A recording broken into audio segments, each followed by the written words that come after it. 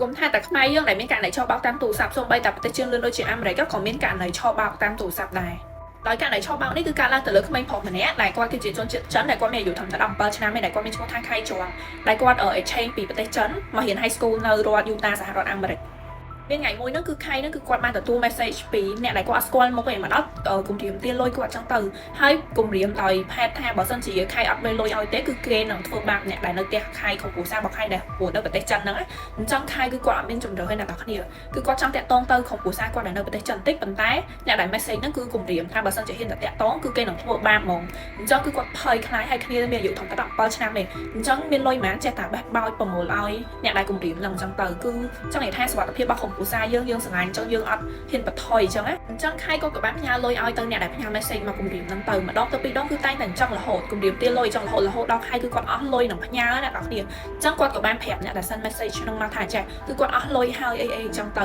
ឥឡូវយើងបកមកនិយាយពីឪពុកម្ដាយរបស់ខៃក្នុងគ្រួសាររបស់ខៃដែលនៅប្រទេសចិនម្ដងគឺគាត់តែងតែមានតន្ន័យ bank របស់កូនគាត់ដែរដោយសារកូនគាត់ក្រោមអាយុ10ឆ្នាំហើយទៅរៀន exchange នៅក្រៅប្រទេសអញ្ចឹងណាអញ្ចឹងគាត់ចេះតែឆ្ងល់ថាបើកូនគាត់មួយរយៈហ្នឹងចាយលុយអស់ច្រើនម៉េះអញ្ចឹងគាត់ក៏ព្យាយាមតាក់ទងទៅខៃប៉ុន្តែតាក់ទងគឺអត់បានទេអ្នកនរគ្នាស្របពេលហ្នឹងដែរគឺមានអ្នកដែលគាត់អត់ស្គាល់មុខ send message រូបរបស់ខៃដែលដូចគេចាប់ចងគេចាប់ជំរិតអីចឹងណាផ្ញើឲ្យឪពុកម្ដាយរបស់ខៃអញ្ចឹងគាត់សល់ខ្លាំងមែនតើគាត់គិតថាគេចាប់ជំរិតកូនគាត់អីចឹងទៅហើយអ្នកដែល send មកហ្នឹងគឺគេទារលុយ$80000អ្នកនរគ្នាបើអត់ផ្ញើ$80000ហ្នឹងឲ្យវាទេគឺវានឹងធ្វើបាបខៃវីដេអូមួយនេះ sponsor ដោយក្របហា accessory របស់ខ្ញុំសម្រាប់បងអូនណាដែលគាត់កំពុងតែត្រូវការ accessory ដូចជាខ្សែកខ្សែដៃកវលជៀនកងដៃមួកដែលមានម៉ូតលយគ្រូកឈូតម៉ូតប្លែកនិយាយទៅពាក់អត់ជន់គេឲ្យតម្លៃធូរថ្លៃគឺគាត់អាចមកអុកនៅ Loli បានដោយ Loli គឺមានទីតាំងលើផ្លូវ566កែង287នៅជិត37មករាម្ដុំទូកគាត់បងអញ្ចឹងបងអូនអាចមើលផ្ទាល់ហើយរកផ្ទាល់ដល់ទីតាំងហាងបានហើយសម្រាប់បងអូនណាដែលគាត់ចង់ order online ក៏អាច order បានដែរចំខ្ញុំដាក់ IG Facebook Telegram ហើយនិង TikTok នៅក្រោយហ្នឹងមួយទៀតបើសិនជាចង់មើលម៉ូតហើយតែច្រើនបងអាចចូល join ក្រុម Telegram ដែលខ្ញុំដាក់ QR នៅលើហ្នឹងបានអញ្ចឹងចាំជួយមក support ក្របហា accessory របស់ខ្ញុំទាំងអស់គ្នាផងអរគុណចាត់ជាឪពុកម្ដាយអាគ្នាលើកតែថាគេចាប់ជំរិតកូនគេចង់ធ្វើបាបកូនណាគឺគាត់នឹងផ្ញើឲ្យគេ$80000គាត់ថា$80000 $1លានបើសិនជាគាត់មានក៏គាត់ផ្ញើដែរអញ្ចឹងគាត់ក៏បានផ្ញើលុយឲ្យអ្នកដែលចាប់ជំរិតចឹងទៅហើយគាត់ក៏បានតាក់ទងទៅអ្នកដែលគ្រប់គ្រងសិស្ស exchange ដែលនៅ UK សហរដ្ឋអាមេរិកហ្នឹងណាអញ្ចឹងអ្នកដែលគ្រប់គ្រងសិស្សហ្នឹងគេក៏បានតាក់ទងទៅខាងសាលាដែលខៃរៀនហ្នឹងអញ្ចឹងខាងសាលាហ្នឹងគេក៏បានទៅមើលដល់ផ្ទះដែលខៃស្នាក់នៅគឺអត់ឃើញខៃទេអញ្ចឹងគេក៏បានតាក់ទងទៅប៉ូលីសដើម្បីឲ្យស៊ើបអង្កេតរហូតខៃដែលថាខៃបាត់ខ្លួនអីចឹងណាចឹងខាងប៉ូលីសគេក៏បានព្យាយាមស៊ើបអង្កេតអីចឹងទៅស្វែងរកសញ្ញានៃទូរស័ព្ទរបស់ខៃអីចឹងគេក៏បានរកឃើញសញ្ញានៃទូរស័ព្ទរបស់ខៃគឺមានចម្ងាយ40គីឡូម៉ែត្រពីក្នុងក្រុងដែលខៃរស់នៅហ្នឹងចឹងគេក៏បានតាមដានទៅដល់សញ្ញាទូរស័ព្ទហ្នឹងគេក៏បានរកឃើញខៃ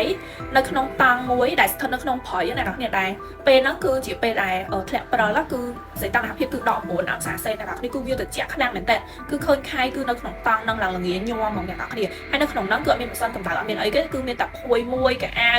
ហើយនឹងពូកន្លែងគេអីចឹងទៅគឺមានតែប៉ុណ្្នឹងទេនៅពេលដែលខាងប៉ូលីសគេក៏រកឃើញខៃហ្នឹងគឺគេសួរនាំគាត់ចឹងទៅប៉ុន្តែដំបូងគឺខៃគាត់អត់ចង់និយាយទេគឺគាត់អត់ហ៊ាននិយាយអញ្ចឹងប៉ូលីសនៅតែជីកសួរទៅបានចេញការពិតថាពេលដែលគាត់មកស្នាក់នៅហ្នឹងគឺជាបញ្ជារបស់អ្នកដែល send message អ្នកដែលគំរាមគាត់អ្នកដែលចាប់ជំរិតគាត់តាមប្រព័ន្ធទូរស័ព្ទអីហ្នឹងគឺគេប្រាប់ឲ្យគាត់ហ្នឹងគឺរត់មកនៅរបៀបចឹងឲ្យកុំឲ្យតាក់ទងទៅណាគេអីចឹងណាហើយបើសិនជាគាត់អត់ធ្វើអញ្ចឹងទេគេនឹងធ្វើបាបក្រុមគ្រួសាររបស់គាត់ហើយមូលហេតុដែលគាត់អត់ហ៊ានប្រាប់ប៉ូលីសពីដំបូងហ្នឹងគឺគាត់បារម្ភពីសុខភាពរបស់ក្រុមគ្រួសារគាត់ដែលនៅចិនហើយបន្ទាប់ពីប៉ូលីសបានហេតុផលបានតន្ន័យអីច្បាស់លាស់ហើយគេក៏បានធ្វើការតាមនឹងអញ្ចឹងទៅហើយនៅពេលដែលគេរកឃើញខៃណាខ្ញុំភ្លេចនិយាយគឺខៃគឺគាត់សុំតែ2យ៉ាងពីប៉ូលីសគឺទី1គឺគាត់ឃ្លានខ្លាំងចឹងគាត់សុំ cheeseburger មួយហើយទី2គឺគាត់សុំនិយាយជាមួយអ្នកផ្ទះគាត់ដែលនៅចិនគឺគាត់ចង់និយាយផ្ទាល់ហ្មងប្រហែលជាគាត់បារម្ភអីចឹងទៅហើយនៅក្នុងករណីរឿងនេះដែរគឺខាងប៉ូលីសគាត់ក៏បានព្យាយាមស៊ើបអង្កេតពីអ្នកដែលគំរាមកំហែងបោកប្រាស់អញ្ចឹងទៅប៉ុន្តែគឺគេបានរកឃើញថាអ្នកដែលបោកប្រាស់ហ្នឹងគឺមិនមែនធ្វើការតែឯងគឺការធ្វើការជាក្រុមហើយប៉ូលីសគេក៏បានស៊ើបរក IP address អីចឹងទៅក៏បានរកឃើញថាអ្នកដែលធ្វើហ្នឹងគឺមិនមែនស្នាក់នៅក្នុងប្រទេសអាមេរិកទេគឺនៅចិនរហូតមកដល់ឥឡូវករណីនេះគឺខ្ញុំអត់ទាន់បានឃើញគេអាប់ដេតអីពីការចាប់ខ្លួនរបស់ជនល្មើសបានឬក៏មិនបានទេគឺអត់ទាន់មានអីអាប់ដេតទេប៉ុន្តែមូលហេតុដែលខ្ញុំយករឿងក្តីនេះមកនិយាយហ្នឹងគឺដោយសារខ្ញុំចង់ឲ្យបងអូនដែលគាត់នៅខ្មែរឬក៏អ៊ំពូមីងចាស់ដែលគាត់នៅខ្មែរហ្នឹងគាត់ប្រុងប្រយ័ត្នខ្លាំងមែនតើអ្នកនរគ្នាគឺករណីឆោបបោកគឺមានច្រើនមែនតើនៅខ្មែរយើងកាលពីមុនខ្ញុំធ្លាប់ឃើញគេផុសនៅក្នុង Facebook ដូចជារ